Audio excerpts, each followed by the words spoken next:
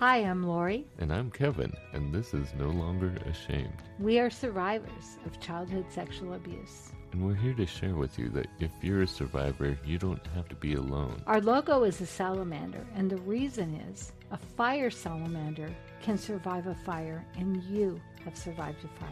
We want to help you with your journey to healing and hope.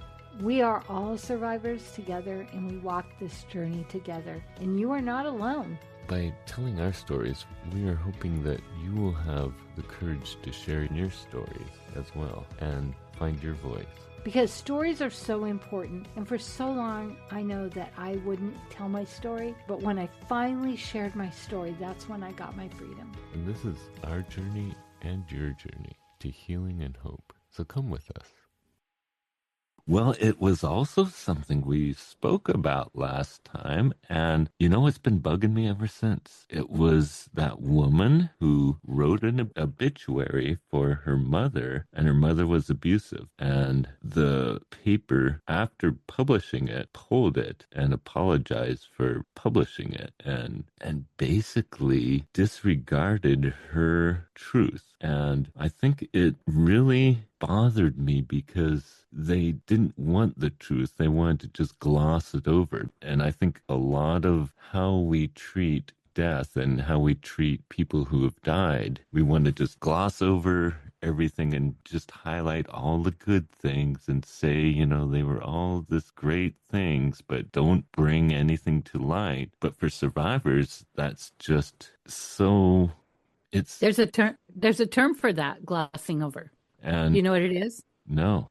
Toxic positivity. Let's just gloss it over and pretend it's not real. And it is almost abusive to a survivor. It's just because they can't, maybe they've held their truth all their lives because of, this person might have been prominent, or because of the other relatives, or they're afraid of what would happen in their family if they told the truth. There's so many reasons why survivors can't always tell the truth. But when the perpetrator dies and they want to tell the truth about them, and then they're being shut down, it's just disrespectful to that survivor. This is what's happening with the Mendez brothers, because they're saying you can't have this truth now because your dad can't defend himself. Mm-hmm. And yet there were other children abused by that dad. But I hear what you're saying. And the one element I would say is because it's the paper, they've got all the liability and they probably had lawyers all over that. But also if the person is dead, it's not like the person can sue them. But this is really important, Kevin, because there is this he said, she said kind of thing that she said, they said,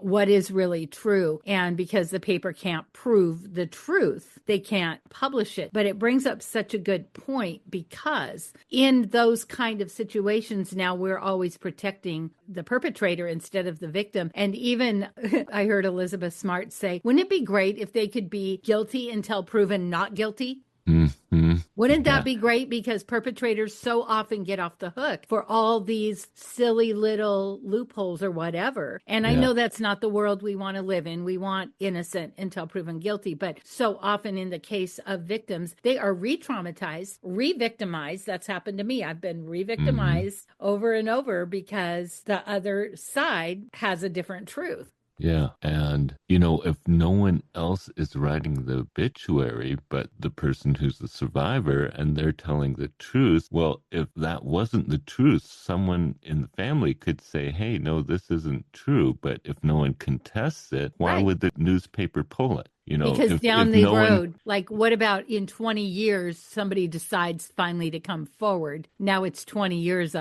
because it's a newspaper. Mm-hmm. It's a media outlet. But I hear what you're saying. And yes, that's so maddening. I just visualize you saying, where's the rage? Where's the outrage? I was just frustrated after reading this. And in the article, there's a quote from one of my favorite authors, Anne Lamott. Oh, I love Anne. And her quote is, you own everything that happened to you. Tell your stories. If people wanted you to write warmly about them, they should have behaved better. And that, to me, it just sums it up. If you want someone to write a glowing obituary about you, be that person you want to be, written on I or feel to like be that should written. be the title of this episode.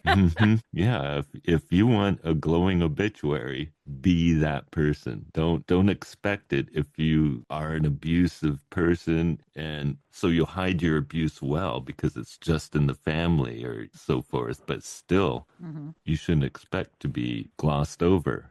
Yeah, it's so sad. Well, and I don't know. I understand the liabilities that newspapers probably face, and how do you? Because it's an obituary. It's like, how awful is that, that it's an obituary that we can't be honest? Hmm. Like that, I mean, even though it's media, it when you say obituary, that is a final thing that is left in Yeah, this world. And that, I mean, I've known people when they've passed, how people have said wonderful, beautiful things, which is probably their truth. But there are some people that didn't have those same experiences with yeah. that person. Yeah. Well, and I think part of this is that frustrates me is how we do treat someone after they passed away, how we treat the truth, the memories, and all of a sudden we're expected to forget everything that was bad or Yeah. for, Don't speak ill of the dead. yeah, but this podcast is all about telling the truth. This podcast is speaking about what has been going on and trying to bring the truth to the light Mhm. so people will recognize the scope of this issue. And if we have to hide it just so people don't feel bad about someone after they've died, or it drives me nuts. Mhm. We should be able to tell our truth, like Anne Lamott said. Speak your truth. Yeah. And we are able. It's just unfortunate that some certain media places, and even we see this in TV and radio, there has to be a carefulness or both sides. For instance, for me, I do public affairs. Now, if I am going to do a political public affairs for a Mm-hmm. Republican Party, then I must do Democrat. Mm-hmm. Whatever I choose to do, then I must do the rebuttal. And I think maybe there would be an option to for them to say, this is my obituary. If anybody would like to rebuttal this, please feel free to contact the newspaper. Like Yeah. there should be some sort of clause, because I hear what you're saying, and it's like, let's be about solving this problem. And it's not Yeah. that we want everyone to just go, they sucked, but Mm-hmm. also that we have this truth. And remember, I said there was somebody that I knew that passed away, and what was interesting is I did not have any good things to say about that person in my heart, but somebody I love very much had only amazing good things, because this person actually reached out and mentored this person, where I experienced Yeah. working with them and being treated badly, where this other person who I loved experienced mentoring, and this person just kind of, here, I'll help you with this. So it is interesting that somebody can be really good and maybe really bad as well. Yeah. And I think that's why the truth matters, because if we overlook the things they did that Right. weren't nice, that weren't Mhm. helpful, that were abusive, Mhm. if we Abhorrent. just overlook that, then what we're saying is that didn't matter. Right. Like, That can didn't we put affect anyone. Right. Like, can we put it on a scale? Like, this was a youth pastor. Look at all these good things he did, but oh, by the way, he Yeah. abused one or two. Does that doesn't balance? There's no balance. And I think that is really, I think this is an amazing, good topic, because I think that happens a lot. And then the person who was Hmm. abused is left going, oh yeah, this guy was really terrific and great, but he hurt me. Hmm. But that doesn't matter. And Yeah, because because no he one was wants so to hear awesome. about that. No one wants to hear that No. side of it. Or believe it. They Yeah. don't want to hear it. They don't want to believe it or accept it. Yeah. So I think And it's yeah, time to kind of change this yeah. somehow. I like how you said there can be a rebuttal or some sort of yes, but Hmm. to it, because a lot of abusers get away with what they do because they also do all these other things, and they're in high standing in so many places, so no one believes that they could possibly have done something that horrible or that Right. bad. Or And think about this. How often do we hear someone who did like a mass murder? They go into and shoot everybody, and they go, he was the nicest guy. yeah, Yeah. yeah. So they put on this front, and they have to. They know what they're doing. A lot of perpetrators are very aware of what they're doing, and they're Oh, yeah. aware of how to get away with it. That's how Yeah. they get away with it. How do we charm all these people so no one will ever believe the insidious things that I've done? I think this is so important. And I wonder, I'm just brainstorming some of the things like this is what keeps people silent because all these people are singing their praise, and it could be a boss. It could be, have you ever had a boss that everybody loved, but there was something that they didn't do right by you? Not maybe abuse, and it's like, they didn't see me. They didn't treat me that way. And so I think this is really important for us because we don't want that to silence someone, because that builds into the whole thing. They're not going to believe me because he's such a great guy. When Bill Cosby, when the stuff came out about him, nobody wanted to believe it. And even the reporter, and she finally did a podcast called Chasing Cosby. And she went to this basketball player fully believing that this basketball player just wanted to get money from Cosby. Well, he had already offered to pay all of her tuition and everything. And her mom and her said no, because look what he did. We're not going to let him pay us off. And then finally she started to realize, and then all these women start coming out of the woodwork. And some of them still wouldn't even talk about it because they didn't want to have to go on a stand and be interrogated and asked what they were wearing, why were they there, all the things that we ask women. So I think this is very valid, because I don't ever want that to be something that keeps someone from telling their story and feeling like no one will ever believe me. There will be somebody somewhere to believe. Yeah. How do we change this? I think it's through awareness, and that's where it starts. Is just people have to be aware that even the sexual abuse does not discriminate.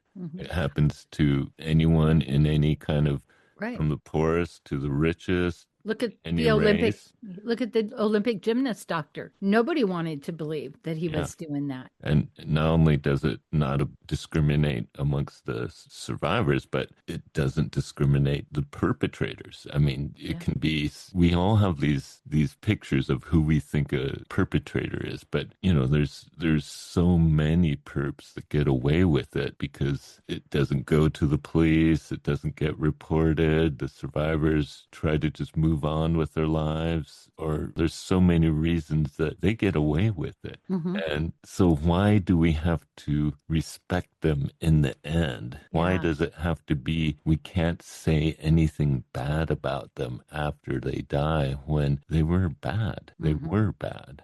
Right. And remember when the Me Too came out? Do you remember what the biggest opposition to that was? Oh, why now? Now you hold it all these years. Well, that's the 7 years. That's people aren't going to believe me. If I come out against this famous person, or they're going to throw money. Look, we know famous political people have thrown money to shut people up. And so I think what's really sad is that it makes it hard for someone to own their truth. And we always say, be brave, tell your story, but sometimes it's too hard to be brave. Sometimes it's too hard. It feels like we have too much to lose. Too much is at stake. Right. And it doesn't mean we all have to come out publicly with our story, but we want to come out to people that will believe us. But then we may get that pressure. You have to tell more people. And now it becomes this thing like with Cosby, these women that didn't want to go, then people are pointing their finger going, oh, yeah, you're not going to back us up. No, I just don't want to lose everything. I don't want my kids to know. I have too much to lose. And that's okay. Like, we don't have to go huge in public with everything, but also we want to be able to share our story to somebody, some way, somehow, to validate that it did happen. Yeah. And that just because everyone wants to not speak ill of the dead, for instance, my abuser's dead, I'm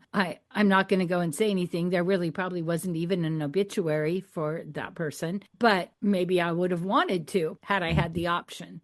Yeah. Because there was a beloved part of that person. And this is good. This is good. Well, and this is what frustrates me is that newspaper was disregarding what that person was saying because they were afraid of what they might lose. Something, that might. And oh dear, we could get sued. Well, get sued. Speak the truth. And I think we're fighting really hard to overturn the statute of limitation laws, and that's a good thing. Finally, that's happening in places. And Luke is working on, that's one of the things he is really strongly fighting because for. It's state by state. It's not national. No, and it is happening. And I think this can be the next thing that can be important, because I think it is important. I think Mm-hmm. we need to get the truth out, and that's how awareness happens. And I think the only way we can slow down what is happening with sexual abuse is for people to have awareness, to become more aware and recognize how big a problem this is, and then they'll be more aware of how it happens, when it happens, and not just have the stereotypes of what they think sexual abuse is, but recognize that it happens to so many people. It happens in their families, it happens in churches, it happens in schools, it happens in sporting, just the scope of it. And then they'll start to recognize it and become more aware, and maybe we'll be able to protect the kids more if we have more awareness. We could start protecting them better. And shout out to those who are working on changing those laws, because they have to be changed. But also, I love what our lawyer friend, do you remember who I'm talking about? Brilliant. So what I love what he said is, if it happened 20 years ago, but you start talking about it, guess what? I know sometimes as people who are abused, it's easy to think we're the only one, but we're often not. So if we speak up now, the person that's being abused now, that's within the statute of limitations, if we start coming forward, all these people come forward, even though we're out of statute of limitations, it gives credence and credibility and validation, so they can go after that person now with people who are within the statute of limitations. So speaking our truth, we may think we were the only one, but most likely we're not. No, yeah. And then we can help that next person by speaking out. And even if we can't get any kind of jail sentence or anything, by speaking out, we might help someone that's still being abused. And just because someone's old doesn't mean they're not going to abuse someone. No. These perpetrators, unfortunately, it can be a lifelong thing for them. Usually is. And they might say, no, I've never done it since then. Or you're the only one. You're the only one. But that's what so many survivors believe or were told. And then they found out later that there were so many others. And think about families where one daughter is abused and then she thinks she's the only one and the other ones are safe because she's taken the abuse for them. That's often not true. She thinks it and believes it and probably is being told that, but it's more than one person in the family often is abused. Even though they think they're the only one. I feel, on that, if we tell the truth about someone, then someone who's been hiding their truth because they've been keeping it a secret because they think this didn't happen to anyone else, if they realize it did happen to someone else, they don't have to hold that secret any longer. Right. They can tell their story and get the help they deserve. They don't have to hold it secret anymore.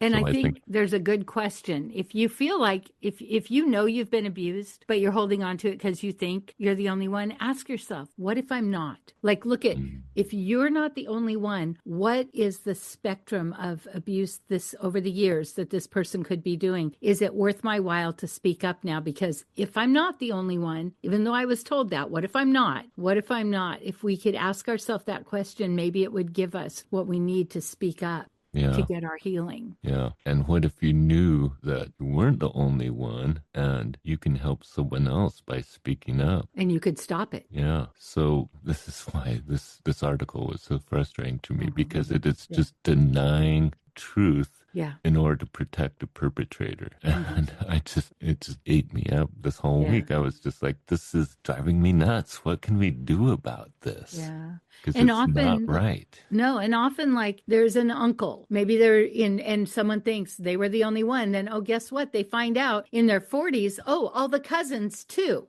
But they didn't know because they thought they were told they were special and the only. And if we can if we're holding something and we know it, and we're so afraid because we don't want to hurt that person later in life, if we could look at it as though, what if there's more? What if, and I like what you said, what if we could stop it? So what if there's more? What if I'm not the only one? And what if I could actually stop it?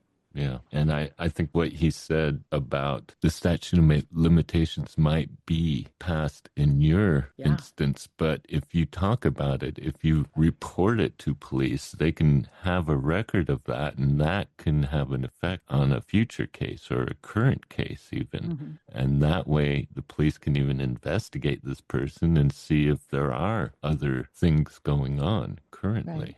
And there's another element of that I just feel like I want to bring up is there's this element of I don't matter, nobody's going to believe me, or who cares. And so it's easy to keep our secret because like who's going to care anyway, but it's part of that is part of the grooming of our self-worth that we don't think we matter, we don't think our story matters. And so it's part of being able to say to ourselves, I matter enough, and I may come out and tell this story. What if it ruins that person's life? This sounds to me, it sounds like unrealistic, but as a victim, we often think that, oh, I can't ruin his life.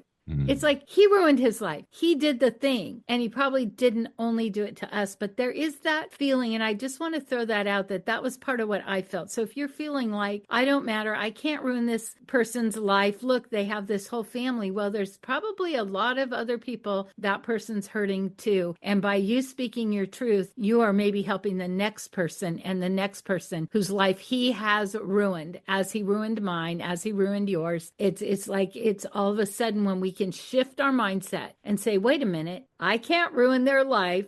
Like, I don't know if you dealt with that, but yes. Okay, wait, he ruined or she ruined their life. I'm not, because it happened to me doesn't mean I'm ruining them. They already did it. They're the ones that did it. Yes. And I did go through a lot of that with sharing at first in my family. And I felt terrible because it affected my mother so badly. And I felt terrible for making her feel bad. And then it took me a long time to realize, look, I didn't do this to her. Yeah. This was done to me, and I'm really feel sorry that what happened to me affected her, but I didn't do this to her, and this was done to me. It wasn't my choice. I did not inflict this upon anyone. It was inflicted upon me. Yeah. And the fact that they silenced her just ticked me off, because as survivors, so often we get silenced. Maybe we could write her a letter and say, we hear you, we believe you, we saw you saw it, I didn't see the article. Yeah, well, I'll share it with you. Yeah, I'll share it with you. I saved it because I was just like, maybe we could just write a letter, say, we know they pulled it, but we care and we believe you and we saw it for what it's worth. Like that's the awareness and the validation of somebody cared and someone believed. Yeah. So I think I would like to acknowledge the sacrifice she went through. Maybe she would come on our show and she could just tell her story. Yeah, I think, but I would like for anyone else who's going through this, if they could tell their truth, to have the courage to just say the truth. Even at a funeral, oftentimes we're asked to say something about the deceased. And of course, everyone wants to say something glowing and fun, or, tell those stories that sound so wonderful. But what if you don't have any of those stories? What if that person was terrible to you all your life? Are you obligated to be silent? I think that's what our society holds, is if you don't have anything nice to say, don't say anything. Well, at all. Thumper. Well, I think I may have said this, but we had someone in our family who passed who was very mentally ill, schizophrenic, which if you've ever been around schizophrenia, it's very, very difficult. Yes. And at his funeral, I was just prepared for all the, I'm just going to say BS. But the pastor who actually knew the person said, we're here to celebrate the life of this person, but those of you who knew him knew it was hard. And at that moment, everybody started crying because guess what? They got validated. Yes, this person was difficult, not by choice. It was a mental illness, but still he honored all of us that knew him and had to deal with the mental illness. And it's not that it was always bad, because there were good times. But again, it's like, I think what I'm hearing you say is there was something about that article being pulled that was like, shut up and take it. This person's dead. Get over it. And we don't ever want that to be the case, because unless we acknowledge what we went through and our trauma, we're not going to be able to heal as long as we hold it all in. Yeah. Well, and I think the newspaper was also claiming, this person can't defend themselves, so you can't say that about them. Yeah. But there can be two truths. There can be a good truth and a bad truth. They're both could be true. But yeah, you're right. And I'm sure their lawyers were all over it. But if you can't do it in the paper, do it somewhere. Yeah. Yeah. That sounded like for a puppy training. Do it somewhere. You got to do it, even if you can't do it in the paper. Yeah, well, I think I would like to just see more truth being told about this topic, because this just highlights how we're told to keep it a secret. We're told to hide the truth because it's gonna bring dishonor. It's gonna Ruin bring the family. shame. It's gonna ruin the family. And I felt that too. I mean, I felt it was really hard for me to confront my perpetrator and to tell my truth to my family, because I knew it was going to bring shame, but I didn't do it. It wasn't my fault. So it wasn't, the truth needed to be told. And I think we all could use a dose of more honesty about these things, because until then, we are going to keep hiding it. We're going to keep because we're hiding going to keep claiming that it's our fault in some way. Even if we know it, if we're not speaking it, then we are telling our brain it is our fault. So we're not going to say anything when it was not our fault. I don't care what we were wearing. If we were children, even if we're adults, it's not our fault. Nobody has a right to violate us. Yeah, as long as we're told to keep it a secret, we're also told we don't matter. That what happened to us doesn't matter, because what matters is not talking about this. Is the adult's integrity. Like, what the heck? No. And I think just talking about it and giving people permission, and it doesn't mean you go out and tell it on the rooftops tomorrow, but it is finding a place to share your truth, because if we don't, and if we're silenced, they win.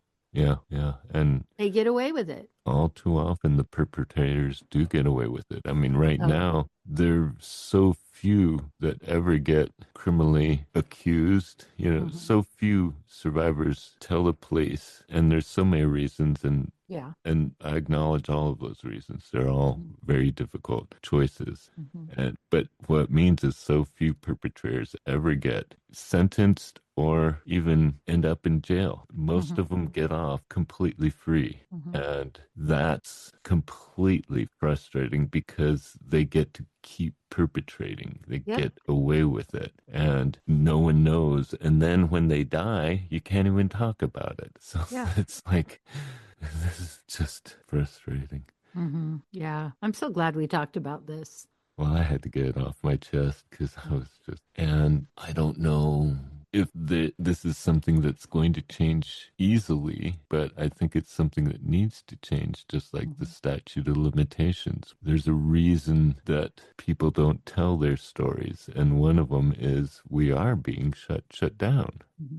So, and there's very purposeful things behind the statute of limitation to protect those abusers. Because if you think about it, if you're a child, you're not going to reach that statute in 7 years, which is usually, that's pretty much the average. I know different states have different. It's a way to protect the abuser and the perpetrators, and especially if they are in prominent positions. And so by speaking up, by helping people look and ask themselves the question, who is it serving by keeping this quiet? And we do know there are situations that would be dangerous for them to come forward, say if it's a police chief or whatever, but there are counselors, there are people that now there are advocacy groups that will help and support. And so we're not saying it's easy. No. We're not saying just. Also, if you are in those kind of difficult situations, there are advocacy groups that will help you. And the best one is, when you call 988, the hotline, they have all the resources for you to start walking forward. And if we can support you in any way and find resources, we're happy to try to help you. Yeah, but let's start telling the truth. Yeah. It's time. Things are not going to change as long as we hide the truth. And things are not going to change as long as we coddle the perpetrators, because we don't want to dishonor their memories. Again, like Anne Lamott said, Read that again. Read it. That was Okay. so good. Oh Yeah. my goodness. Anne Lamott, I love all her books. I love her books. You own everything that happened to you. Tell your stories. If people wanted you to write warmly about them, they should have behaved better. I love that. I Yeah. also love that she got married later in life, like Ah, at 65 or 66. I love that. oh, I didn't know that. That's Yeah. awesome. Yeah. Yeah. So if they wanted, to have a glowing review, a glowing obituary, Here's a thought. they Live should have, like that. yeah, they should have treated people better. If Yeah. they treat people terribly, they deserve a terrible obituary. Mhm. That's only fair. Yeah. Well, So you and I glad we both are working on having a good obituary. They well, told the truth. Maybe, yeah. they spoke up. And we know that there are situations like maybe we don't want our kids to know certain things or whatever, Hmm. but that doesn't mean don't tell. It just find a way to do it. Find a way to do it and talk with people you trust that will respect your wishes. But yeah, Yeah, there comes a time when the truth needs to be told. because you'll get sick. Like I just heard this amazing, I sent you the podcast. It was Elizabeth Smart, and the Hmm. man that was on wrote a book because he was married to this woman. He didn't know she had been abused, but then when she started telling, the people that were very high up in authority called her a liar. They made her Hmm. look bad in her hometown. But what he recognized is the mental illness that she had was most likely because nobody ever really Yeah, believed her. And he felt bad because he tried, but then it wasn't until the end that he recognized, oh my goodness. And so he wrote a book in honor of her to speak her truth. And her son said, can we do an investigation? Well, they did an investigation. Guess what? She wasn't the only one. yeah, These police were doing this too. And so, it's like, I love that he was willing to. The son said, let's do it. And he said, okay, I'm behind you. They did the investigation and all these things came out. And yeah, unfortunately, she had passed away. She had taken her life because of her mental illness, because nobody believed her. But now we're in a time where people will believe you. There is help, there is support. yeah. It was too late for her, but maybe we can make it so it's not too late for someone else. Yeah. That would be my wish, is if Yeah. we can tell the truth so we can save the next person. I Not mean, have to live with this, not have to live with this horrible secret. yeah. So how do we tell the truth? How do we not keep hiding? Mm-hmm. It's not easy. It's scary. I mean, there's so many reasons why we keep it secrets. And I acknowledge all of those reasons. Often they're very valid, but the truth is important. It can save someone's life. I love this. Our challenge, speak your Yeah. truth. Find a way, a place, do it safe. Yeah. We see this with domestic violence. People who Hmm. are friends try to push them to do something and the person ends up dead. We don't ever want that, but we want you to find the safe person that you can go Yeah. to. We want you to find the way you can get the help you need and the support you need. So, Yeah.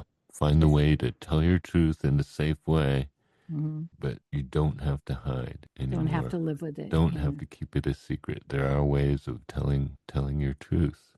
Yeah. So that's it for today. We are going to have a prayer time if you want to stick with us. If not, we believe in you. We want to hear from you. We want to hear your stories. If you like this podcast, please rate and review, because that's how other people can find us. And we really want to spread this message.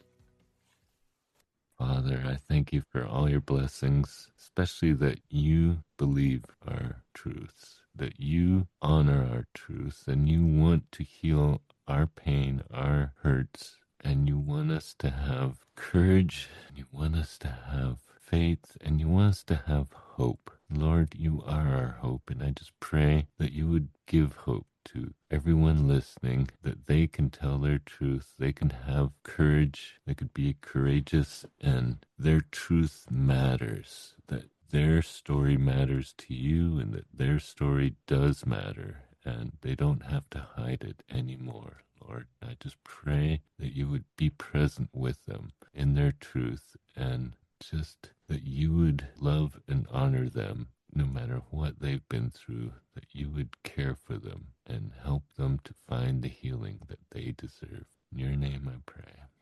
Father, I think of my friend who just told me about jumping out of an airplane and how terrifying it was, and that the first step out and the first couple of seconds was horrific and horrifyingly scary.